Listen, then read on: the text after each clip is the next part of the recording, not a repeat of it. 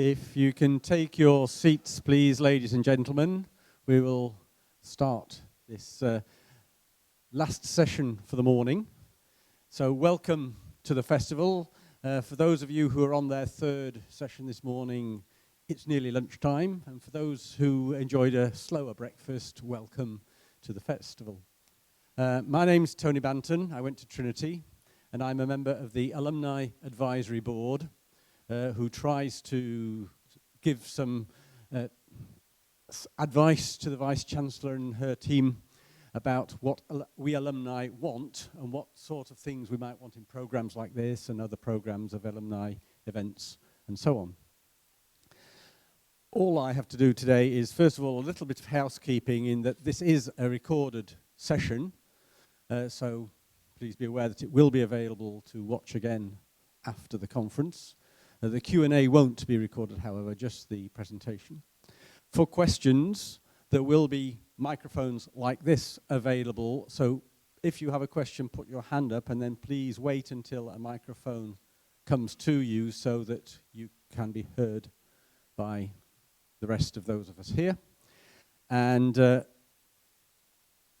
we will try to answer everybody's questions, but we do have a cut-off time, so if we don't, then I'm sorry for those who don't get their chance. So now, I have the pleasure to welcome you to Dr. Harry Cliff, who's going to tell us all about the Hadron Collider and the science behind the amazing machine that it is. So thank you, and there we go. Thank you. Thank you, Tony. Hello, thank you all for coming to a physics lecture on a Saturday morning. You're already clearly suckers for punishment. I don't think I've been to a Saturday morning physics talk since I was an undergraduate. How many of you are actually natural scientists here? Once upon a time, quite a lot of you, yeah. So you know my pain. So today, I'm going to talk to you about a scientific drama that has been unfolding at the Large Hadron Collider at CERN. This is a story that I've been involved with very closely. I'm a researcher on this machine, on an experiment with about 1,500 other international colleagues. I currently am based at the Cavendish Laboratory in West Cambridge, a few minutes walk from here. So today I want to tell you essentially a story of how we may be on the brink of making a fairly major new discovery, but it's very uncertain. And I think what I want to try and get across in today's talk is also how difficult it is to wrest new knowledge from nature and how messy the process of scientific discovery can be. But hopefully it will be interesting. So just to begin, I should explain what the Large Hadron Collider is. So this is the Large Hadron Collider. This is a photograph taken from an aeroplane of the countryside just outside Geneva on the Swiss-French border. So in the background you can see this is probably quite familiar mountain. This is Mont Blanc. This is Lake Geneva. That grayish smudge is Geneva, and then marked in yellow on the countryside is the route of the Large Hadron Collider. So this is the biggest scientific instrument that's ever been built by human beings. By some measures, it's the biggest machine that's ever been built. It's a 27-kilometer circumference particle collider, and what it does is really, in some sense, really simple and quite brutal. What we're trying to do at the LHC is to understand what are the basic building blocks of our universe and how do they behave. And so in order to do that, what we do is we take bits of the universe, we accelerate them to incredibly high speeds. The protons go around this ring at about 99.9999991% of the speed of light, and then they're smashed into each other. And then large teams of physicists, including myself, use detectors to study what happens in these collisions. And by looking at these collisions, we're hoping to see signs of new fundamental particles or new phenomena that we haven't yet seen in order to answer some of the big questions that are facing us in fundamental physics. So that's the LHC. I'll talk more about exactly how it works a bit later. I work specifically on one of the four, what we call experiments. So these are four essentially detectors that are positioned around the ring at intervals. And these are essentially gigantic 3D digital cameras that take images, three-dimensional images, of these particle collisions. My experiment's called LHCb, and the B in LHCb stands for beauty. And I'll explain why we're studying beauty, what that exactly means in a moment. But before I can really explain what we're trying to do, I first need to give you a little introduction to particle physics and what we know about the basic structure of nature as of today. So to begin, we're going to go back to something hopefully very familiar. So this blob represents an atom. So if you went back to the end of the 19th century and you asked a physicist or a chemist, what is the world made from? They would tell you that there were about 90 different atoms, one for each of the chemical elements in the periodic table, and that these atoms were indestructible little balls, essentially, that somehow came into existence at the beginning of the universe. If you asked someone in the 19th century, they'd probably tell you God made them at the beginning of the universe, and they've been hanging around ever since. And then beginning actually here in Cambridge in 1897, this picture starts to fall apart. And we gradually realize that atoms are not fundamental objects at all. They have a deep internal structure. So beginning in 1897, at the Cavendish Laboratory in the center of town, Joseph John Thomson, who is the director of the Cavendish at the time, discovers a particle that he claims is a subatomic particle. This is what we know as the electron. And then a cast of characters, many of whom were based at the Cavendish over the next few decades, eventually dismantle the atom, and we arrive at the model that we all learn about in school, which is this classic solar system model of the atom, where you have a tiny nucleus which is positively charged, which contains the vast majority of the mass of the atom, around which orbits this fleet of electrons, like little planets. Now, this solar system picture is rather misleading. I mean, particles aren't really like little balls. They're rather different sorts of objects, but this is a useful mental picture. So just take this with a pinch of salt. Then, over the course of the 1920s and 30s, experiments, first of all using radioactive atoms, and then later the very first particle accelerators, start to probe the nucleus itself. And they find that by firing projectiles at the nucleus, you can knock smaller things out of the nucleus. And these smaller things are protons and neutrons. These are subnuclear particles. So you end up with this really rather beautifully economic description of the universe. We have only three particles: protons, neutrons, and electrons, and you can make anything you like out of those three things. Now, this is not actually the end of the story. This is often where we finish up in school, but in the 1960s, physicists probe even deeper into the nucleus, this time using gigantic particle accelerators, in particular a machine called the Stanford Linear Accelerator in California. And by firing electrons at incredibly high speeds at atomic nuclei, they discover that inside protons and neutrons, there are even smaller objects that we call quarks. So there are two types of quarks in ordinary matter. There's something called an up quark, which is represented by this red triangle, and then something called a down quark, represented by this blue triangle. So two ups and a down makes a proton, two downs and an up makes a neutron. So you're still having this very simple three-particle picture. Now, so that is really what the world is made from. There are three basic building blocks, and that's what we are made of. Now, these three particles are actually part of a larger collection of particles. There are only three particles that make up ordinary matter, but there are actually many more than these. And these were discovered, first of all, in cosmic ray experiments in the 1930s and 40s and going forwards in time, and then later at particle colliders. And we've now brought all of this collection of elementary particles together in what is probably, what I think arguably is the closest we have to a theory of everything. A theory that really is, in some sense, I think, one of the great triumphs of human ingenuity and imagination.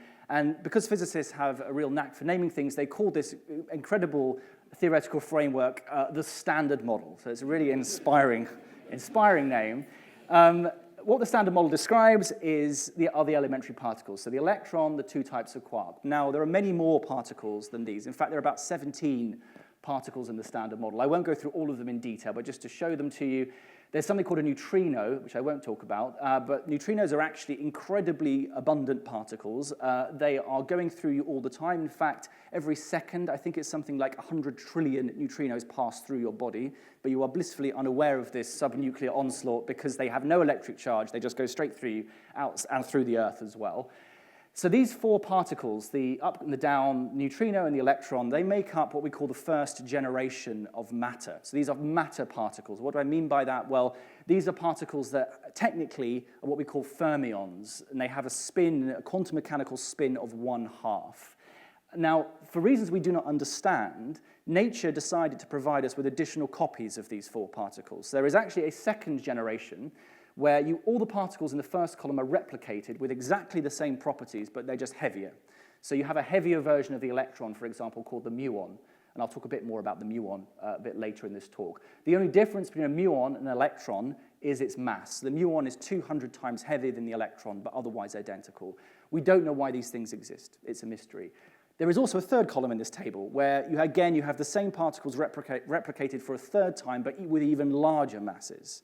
And the reason these two extra columns don't really play a role in the ordinary universe is because these particles are very massive, they can decay into lighter particles. So if you make a muon in about a microsecond, it will decay into an electron and some neutrinos. So these things are very short-lived, but you can create them in colliders or in cosmic ray collisions. So they're out there, they're part of the Lego set of nature. We don't know why these things are there.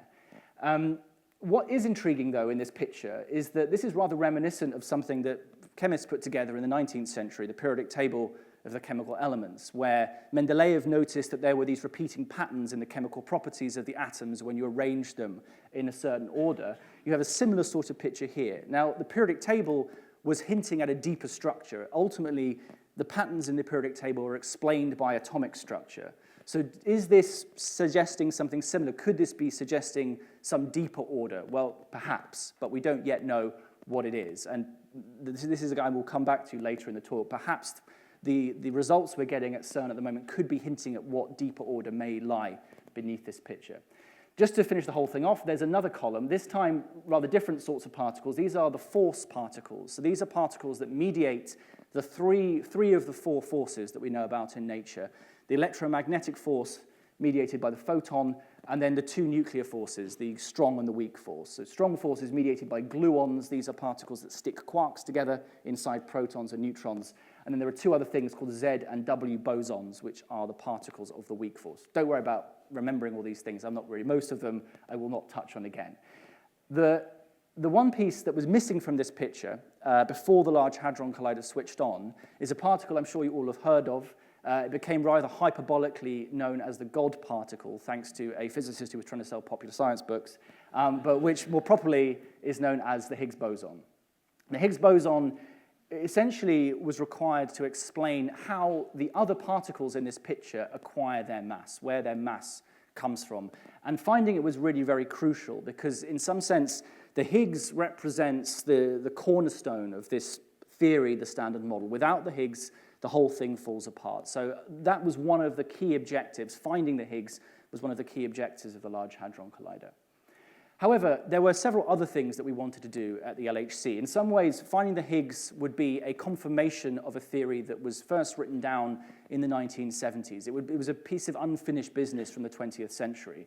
But there are many reasons for thinking that this, despite its incredible success in describing the elementary building blocks of nature, that there is more to this picture than we have yet discerned. And much of this evidence comes from astronomy. So this is a photograph of taken by the Hubble Deep Field. So this is where the Hubble Space Telescope looks at an apparently blank bit of sky and leaves itself pointing at that sky for a long period of time. And as it does, eventually, very small amounts of light build up until you get an image like this. And what you can see in this image, almost all of the blobs here are galaxies. So what you're looking at here is a cluster of galaxies. Now, what may or may not be terribly clear from this image, it's a little bit faint, but if you look carefully, you see the central blob, and around the edges, you will see these kind of smeary lines. Can you see that there's this sort of almost ring-like structures going around this image?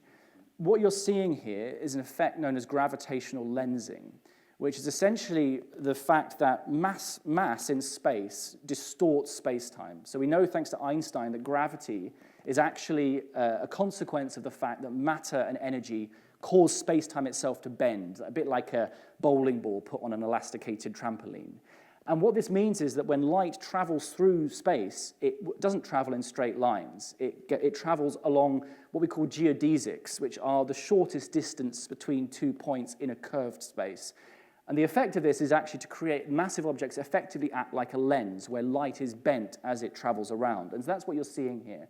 Now, what you can also see overlaid in this image, you can use the amount of lensing to figure out how much mass there is in this image. And when you do this, you find something really surprising, which is there is about 5 times more mass in this image than you can see with the telescope. And that's what's overlaid here in this bluish haze. This is the actual distribution of mass in this image based on the lensing. So what this is telling us is there is a huge amount of invisible matter out there in space, and it's much, much more abundant than the visible stuff, than the dust and the gas and the stars that we can see in this picture. And what this is telling us, so what is this invisible stuff? Well, it's what we call dark matter. And thanks to observations like this, we now know the composition of the universe to be something like this. This is a pie chart of what we believe the universe is made from. So 5%, this 5% labeled atoms, that's us. That's every planet, every star, every galaxy, every cloud of dust in the night sky. And this is what the Standard Model describes. So the Standard Model describes the ordinary atomic matter. So this theory that I said was closest we've come to a theory of everything is actually only a theory of about 5% of the universe. We are missing 95% of this picture. 27% of it is this stuff called dark matter, which is something. We don't know what it is. It's some kind of matter. It clumps together. It has a gravitational influence on the visible stuff that we see. We have no idea what it is. There is also something called dark energy, which is even more mysterious. This is essentially some kind of repulsive energy that is causing the universe to expand at an accelerating rate. And we really don't know what that is. So basically, I think the takeaway from this is if you hear physicists using the word dark, you should get very suspicious, because it usually means we don't know what we're talking about. So this is both incredibly embarrassing and also very exciting, because science is not about a body of knowledge, it's a process of discovery. And what this tells us is there is a huge amount to discover out there in the universe. And this piece of evidence is the key reason we think there must be more fundamental ingredients in our universe than we have discovered thus far. Another big problem that faces us in fundamental physics is related to another discovery that happened here in Cambridge. I don't claim that Cambridge discovered everything in physics, but it did cover quite a lot of it. And this is something called antimatter. So antimatter was first predicted by a Cambridge theoretical physicist called Paul Dirac in 1928. And what antimatter is essentially every particle that we know about in the Standard Model has a kind of mirror image, where its properties are exactly the same. The only difference is that its electric charge is flipped. So, for example, the electron has an anti-version called the positron, which is a positively charged electron. Normal electrons are negative. Now, according to the Standard Model, whenever you create a particle of matter, you must also create a corresponding particle of antimatter. These things are always in balance. So they are created together, and if you bring them together, they annihilate and they turn into radiation. So they are destroyed together. So there is no way in the Standard Model of making matter but not antimatter. Now, this causes a bit of a problem, because if you go back to the very early universe, about in the first millionth of a second after the Big Bang, you imagine the universe as this very hot, dense plasma, this incredibly superheated gas of charged particles. And it's so hot that collisions between these particles are continually creating particles and antiparticles. And because of this symmetry between these two sorts of matter, you expect equal quantities to be in existence. About a millionth of a second after the Big Bang, the universe is expanding very rapidly, this plasma cools down, and eventually there's no longer enough energy to keep making new particles and antiparticles. And what then happens is this event that Frank Close calls the Great Annihilation. So this is where all the particles and antiparticles that were made in the first microsecond meet up very rapidly and they annihilate each other. And you're left with a universe eventually, ultimately, with nothing in it, apart from a few photons whizzing through the infinite blackness. So this is what the Standard Model says the universe should look like. This is what the universe actually looks like. So the fact that we exist is rather inconvenient if you're a theoretical physicist.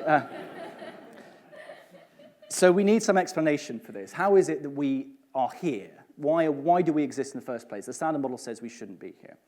So this is the reason for thinking there are new things fundamentally to discover. One of the most promising candidates for what might extend the Standard Model is an idea known as supersymmetry. And supersymmetry, it's a very elegant mathematical idea, and it introduces a new type of symmetry. This time, it's a little bit like the symmetry between matter and antimatter. But in this case, it's not a symmetry between positive and negative charge.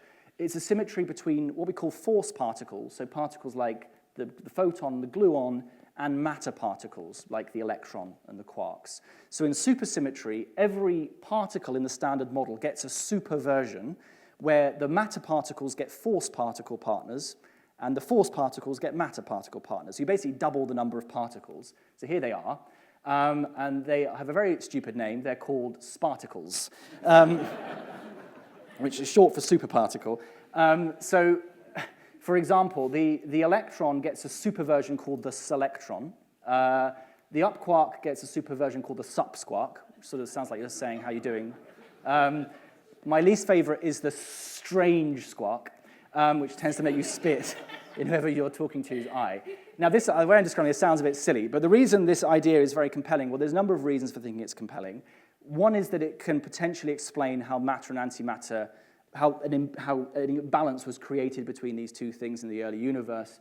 Often also, the lightest sparticle is a very good candidate for dark matter. You would expect in the early universe lots of sparticles to have been created. They would then decay into the lightest superparticle, which would then hung around the universe as dark matter. So it's one of these ideas that simultaneously solves lots of problems. It also helps unify the forces and explain weird things to do with the Higgs boson. So back in 2010, when I was doing my PhD, at the beginning of the Large Hadron Collider's run, there was real excitement that we were going to discover supersymmetry and solve some of these big mysteries that we're facing. So the LHC, it began operation in, it tried to begin operation in 2008. It briefly blew itself up. We had to fix it. And then in 2009, it started taking data properly. So the way this machine works, if you go down, I should say, this is not actually what you see from a plane.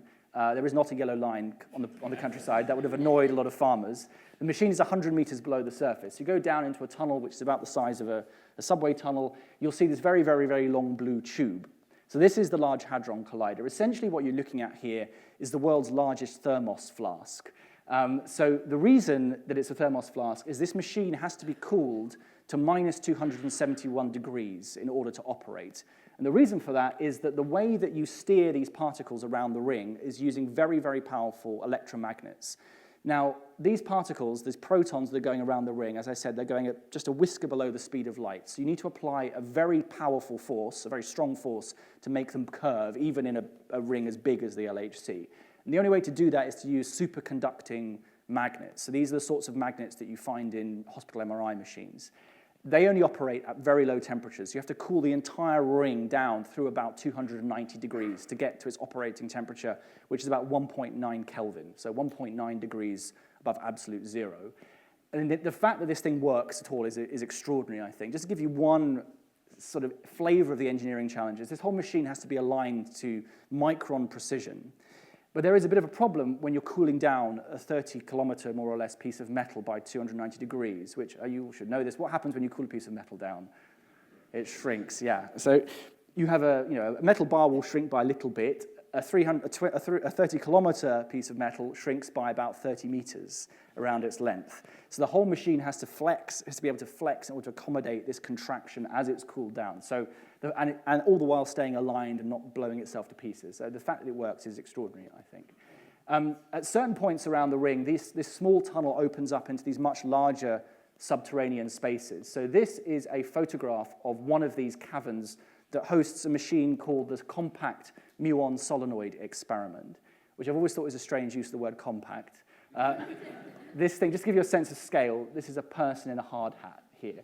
So this machine, this instrument is 15 meters high, 25 meters long, weighs 14,000 tons. It's got enough iron in it to make 2 Eiffel Towers. So it's enormous. What it essentially is a giant barrel-shaped detector with concentric layers of very sensitive microelectronics that record the trajectories of particles as they come flying out from the collision point.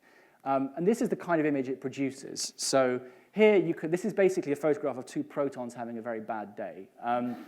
They were created in the Big Bang, hanging around for 13.8 billion years, minding their own business. Then some nasty physicists get their hands on them and smash them to pieces. Now, you may have heard colliders described as atom smashers, which sort of gives you the impression that what we're doing is breaking atoms or particles apart to see what's inside them. But that isn't really what we're doing, because we know what's inside protons pretty well already. What the LHC really is a matter-making machine. It's a matter factory. So what it does is it turns energy into mass. It makes new matter from the kinetic energy of the protons. So what you're seeing here, most of these lines, which are each an individual particle, they didn't necessarily come from inside the proton. They were created in the collision from this huge release of energy. Well, I say huge. It's a very small amount of energy on human scales, but at the sort of subatomic scale, this is a vast amount of energy. So this kind of collision happens 40 million times a second. for about 9 months of the year. So you have a huge quantity of data. And the job of people like me is to basically trawl through this vast data set and look for the very rare instances where something interesting has happened. So most of the time when you collide these particles together, you just make particles we've already seen before. But in a tiny fraction of them, you may see, say, a Higgs boson or a dark matter particle or something else that we're interested in. So the first big moment, I suppose, in the LHC's physics program came on the 4th of July 2012. What became known at CERN as Higgs Dependence Day. So this is a photograph taken in the main auditorium at CERN, the European Organization for Nuclear Research, which hosts the LHC. And this is as excited as you will ever see particle physicists getting. There was sort of, the atmosphere was, I wasn't there unfortunately on the day, but the atmosphere was apparently electric. One physicist described it as being like at a football match. Now, I'm not sure he'd ever actually been to a football match, but it was certainly pretty lively by physics standards. And the reason everyone was so excited was because 2 experiments, Atlas and CMS, these 2 big detectors at the LHC, announced together they had both seen pretty convincing evidence of a particle that physicists have been looking for the best part of half a century, which is the Higgs boson. So this, in a sense, this completed the standard model. It confirmed its last audacious prediction, a great triumph for this theory. And the next step was to then go out and look for something else. So dark matter, superparticles, perhaps something we hadn't expected altogether. And there was a lot of optimism, I think, on this day that was where we were going next. Unfortunately, if you followed the physics news at all in the last decade, you will know that since the discovery of the Higgs, nature has been rather unkind to us. So this is a story actually from even before the Higgs was discovered, where a measurement made by my experiment had looked for evidence of supersymmetry in a very promising place, a place we thought we might see it, no sign of it. And this kind of continued. This is another story from 2015. LHC keeps bruising difficult-to-kill supersymmetry, popular physics theory running out of hiding places. So essentially what the LHC has done in the last 10 years is told us that all our clever theoretical ideas, nature doesn't really care for them very much, actually. Thank you very much. So we're left in this rather challenging position where the LHC has essentially confirmed the predictions of a theory we are convinced is incomplete and has given us very little clue as to where to go next. Now, this is true in sort of broad terms, but there has been an intriguing thing that's been happening in the last few years at the experiment that I work on. And as I said, this experiment is called LHCb. So I said at the beginning that I'll explain what the B stands for in just a moment. But before I do that, there's actually one thing I need to get across first of all is there are 2 different ways for looking for new physics or new particles at a collider. And to understand how this works, I first need to actually explain to you what we really think of when we are talking about a particle. So particles, funnily enough, despite the name of the subject, are not the fundamental ingredients of our universe. The fundamental ingredients of our universe are rather more nebulous objects that are known as quantum fields. So the idea of a field is quite an abstract thing in many ways, but we have all experienced fields, at some point in our lives. I mean, we experience them every day, in fact, and we're made of them. But, say, for example, if you take 2 magnets and you force their north poles together, you feel this repulsive force. You feel this physical thing. And what you're feeling there is a magnetic field. And thanks to Maxwell, we know that the magnetic field is an aspect of something called the electromagnetic field. So you can think of the electromagnetic field, it's in some sense like an invisible fluid. It's all around us, it fills the whole universe. And photons, which are particles of light, of radio waves, gamma rays, these are little vibrations in this fluid, essentially. So this is really the picture of nature as we understand it. That particles are actually just basically little wobbles in invisible fluid-like fields that are everywhere. So this is a little cartoon of this produced by David Tong, who's a professor of theoretical physics here at Cambridge. So here you have, this is some particle physics process, here's the field, and the particles are these disturbances in that field. So what we're actually doing at the LHC when we collide particles together and we make new particles is essentially we're hitting these invisible fluids and we're making them wobble. And those wobbles show up as new particles. So there are 2 different ways that you can look for evidence of fields. And one of them is this direct process where you take 2 particles, you smash them into each other with some energy, and that makes a new particle by making some field wobble. Now, this is what we call a direct approach. And it's limited in the sense that you've got the energy that you're putting into the system basically limits what you can do. So if the mass of the particle you're trying to create is more than twice the energy that you've got on each particle, you can't make it. So this is very good in the sense, this is how the Higgs was discovered. Essentially, you fire two protons together, the Higgs field wobbles, and a Higgs boson appears fleetingly, and you can detect evidence that it was there. So this is very good if you want to really kind of understand exactly what the new particle is, but it's limited in the sense that your collider has to have enough energy to make the particle in the first place. And it's possible that the new particles we're looking for are so massive that they are outside the energy reach of the collider. In other words, you need a bigger collider, which isn't going to happen in the near future, I would say, given the, so there is another approach, fortunately, which we can take, which is what we call the indirect approach. So how does this work? Well, let's say we have some particle that we know about already in the standard model, some familiar particle. Now, most of the particles in the standard model, with the exception of the stuff that we're made from, are unstable. So if you make one of these particles, it will decay, usually in quite a short period of time. So let's, for example, say that this green blob, this particle over here, decays into 3 other particles. In the standard model, this takes place, this process will be mediated by the forces that we know about. So the weak force, usually, some contributions from some of the others as well. And because the standard model is this very well-understood theoretical structure, we can calculate quite precisely often how often, say, this particle should decay into these other particles. And you can then measure that in an experiment. Now, let's imagine that, for example, there is another force in nature, another field that we have not seen before. If this field exists, then that field can provide an additional route for this decay to take place. So basically, some of the energy from the decay can go through this fifth force field, essentially, and it will subtly alter how often this decay happens. So the indirect method is to make very, very precise measurements of the decays of particles we already know to exist and compare that to the theoretical predictions of the standard model. And if there is a discrepancy between your experiment and your theoretical prediction, that is indirect evidence for the existence of some new field that is altering the process that you're studying. So in an analogy, this is a little bit like you're trying to find an animal in a jungle. And finding the animal itself might be very difficult because the jungle could be very big and it might be very good at hiding. But a more fruitful approach might be, rather than trying to track the animal down itself, is to look at the ground and see, there's a footprint here or a broken branch here. This is sort of what we're doing with this indirect method. And that then allows you eventually, hopefully, to hone in on the beast itself. So this is the game we play at LHCb. So the B in LHCb stands for beauty, as I said at the beginning of the talk. Now, you may not have heard of a particle called a beauty quark. That's because this particle is usually called the bottom quark.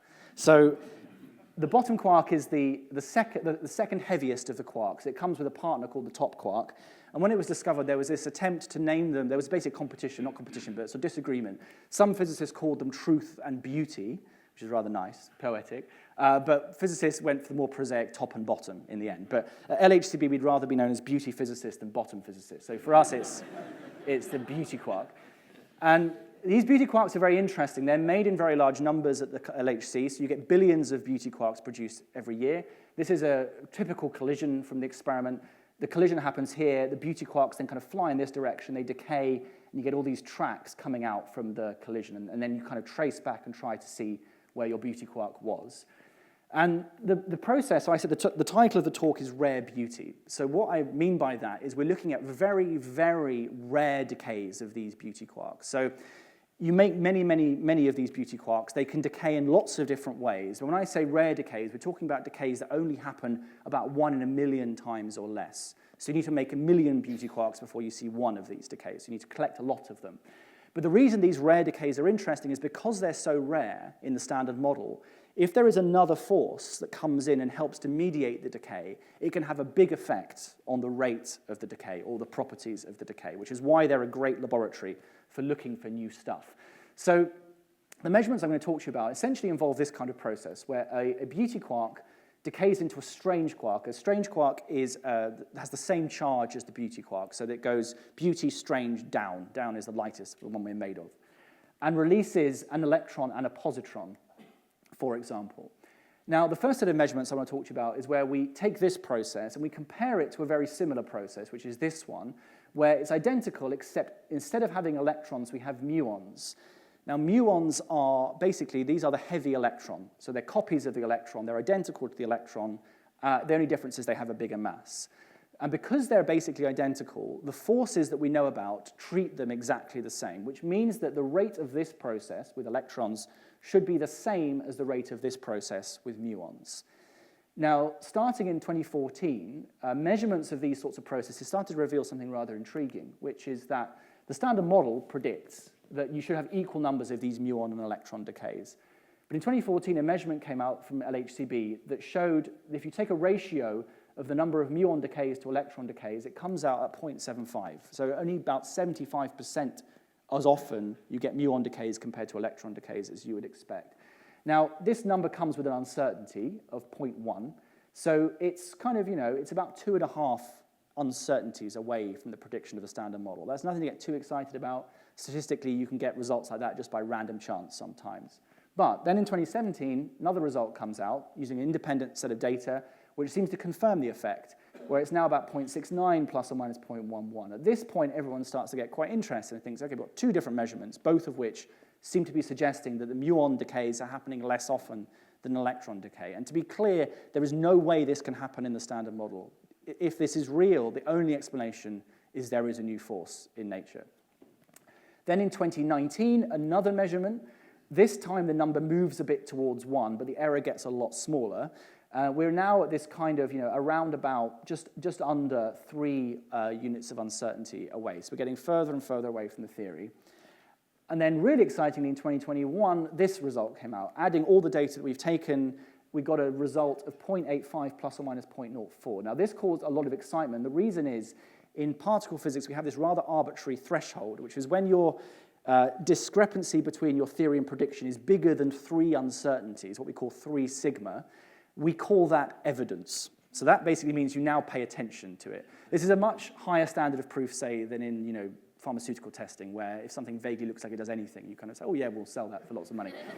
We have a higher standard in physics. But the reason is because you do lots and lots of experiments, and the probability of getting a result that deviates from your theory this much by random luck is about 1 in 1,000, roughly speaking. And we have actually now published over 1,000 papers at the LHC. So you would expect, just by luck, one of them to deviate by this much, which is why you have this high standard of proof. To actually say you've discovered something, you need to get to 5 sigma, so 5 units of uncertainty. At that point, there's about 1 in a 1.7 million chance of that happening by luck, and we don't make millions of measurements, so that's pretty convincing. But here we're at about the 3 sigma. So this is basically equivalent to being given a coin and being asked to determine, is this a fair coin, and tossing 10 heads in a row. So a similar sort of probability. So which you might think, okay, if you'd got that result, something fishy maybe is going on with your coin. This caused a lot of excitement in the press. So the BBC reported on this, The Guardian, the Mail, basically saying the machine LHC has found tantalising hints of new physics. And what was exciting about this result, it wasn't on its own. There are actually other anomalies in the similar set of processes. So another thing you can do is to just take this process with the muons, and the standard model predicts how often this should happen. And you could measure how often it happens and compare that to your prediction. And I'm going to show you some slightly intimidating looking graphs now, but don't worry. Basically what you're looking at on all of these graphs, on the y-axis, is how often this decay is happening as a function of some variable. Doesn't really matter what it is. But the thing I want to point out to you, these black points represent the data, and these colored rectangles represent the theory prediction. And what you can see in all of these cases, that in the same, these are 3 different measurements of different processes, but similar processes. The data is sitting below the theoretical prediction in all 3 cases.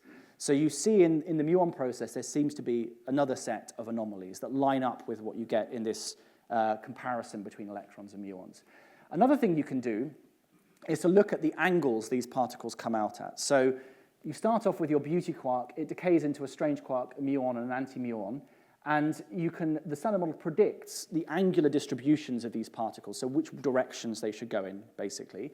You can measure that in the experiment, and you can compare that to theory, and again, when you do that, you see that there's a very similar thing where the data points don't line up. There's, again, these colored rectangles are the theory, and the black points are the data. They don't agree. And in this case, the disagreement is, again, above about the 3 sigma threshold. So you've got a whole set of different measurements looking at different things that all seem to say that something weird is going on with these beauty quark decays. Now, this caused a lot of excitement in the theoretical community because what theorists discovered was that you could explain all of these anomalies at the same time by introducing a new type of force particle, essentially. Now, I won't read to what these rather intimidating-looking hieroglyphs are what we call Feynman diagrams. They may be familiar to some of you, I don't know. But basically, I didn't know how else to show this because otherwise it's just me talking. But the two popular ideas are a new type of force known as a Z prime. And a Z prime is a new force particle. And crucially, it would couple to electrons and muons at different rates, which would explain why the electron decay and the muon decay don't happen as equally. Or there's something called a leptoquark. A leptoquark is kind of a particle, a force particle that is an amalgam of something like an electron, what we call a lepton, and a quark. These are things that do not exist in the standard model. Now, why is this interesting at all? Well, let's come back to this picture again. We have this mysterious fact. There are 6 quarks and what we call 6 leptons. And as I said, we don't understand why. Something that couples differently to these particles is probably related to why these 12 particles exist. So this deeper structure I was alluding to.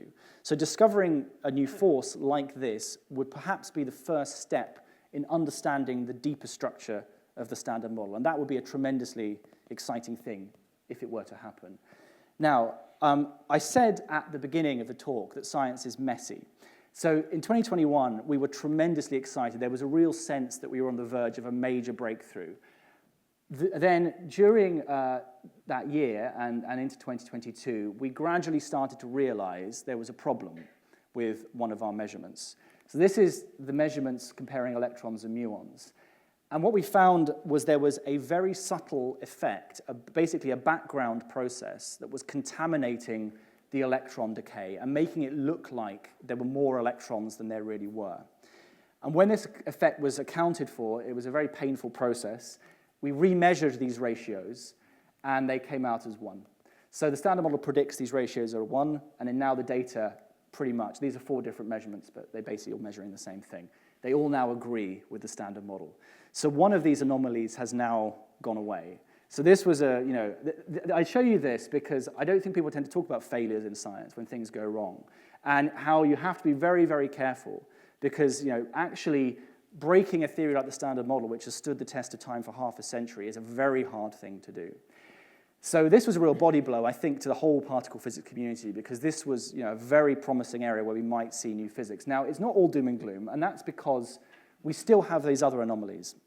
We still have the anomalies, for example, in these angular distributions, these angular decays. And these decays are very, very clean. So we're pretty convinced there is no mistake in the measurement here. And you've still got this over 3 sigma deviation. The thing that is tricky about this set of measurements, if you look at the theory predictions, you see these rectangles are quite big. So the theory, one of the things that maybe isn't often appreciated in science, that you can have a theory like the standard model, which you think is the right theory, but often actually calculating the consequence of that theory is very difficult. It's a bit like if you have Newton's law of gravity and you want to predict the exact position of Uranus in 10 years' time. That's actually a non-trivial thing to do, particularly on pen and paper. The standard model is much more complicated than Newton's law. So actually calculating the angles of these particles is something that is debated and not fully understood. So if the theoretical predictions are correct, then it looks like there is indeed an evidence of new physics in this decay. On the other hand, it may be that we don't yet understand the theory properly. And there are lots of measurements being conducted by me and my colleagues at the moment to try to basically probe the things that cause theorists to be uncertain about these predictions.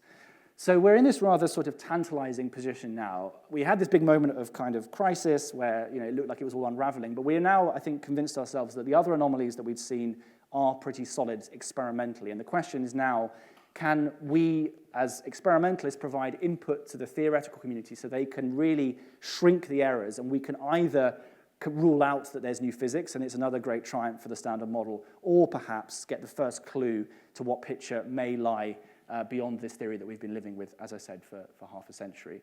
So just to say what's been going on, just in the last few years, the experiment LHCb has been getting a major upgrade. So here you can see people busily at work down in the cavern. And what they are doing here is preparing the detector to record data at about 5 times the previous rate. So every year of data from now on is going to be a much larger proportion of what we've already recorded, and that will allow us to measure these very rare processes more and more and more precisely. So in the coming years, we will get some clarity whether these anomalies are the first clues to something, some revolutionary new picture of nature, or whether we are going to be left with this standard model that seems to kind of, essentially agree with every experiment we've ever conducted, and yet we don't know, we still have these big mysteries that we don't yet have answers to. So it's an exciting time. It's a slightly worrying time to be in particle physics, but I think I'm optimistic. I think, whether it's these anomalies or whether it's some other experiment, I think in the next few years we are very likely to finally find a place where we find a chink in the armor of the standard model, and that will be the moment we can then step forward into a new exciting future and start to really understand these big mysteries that I talked to you about. So thank you very much. I think that we're going to have to close the session, unfortunately. Thanks to Thank you.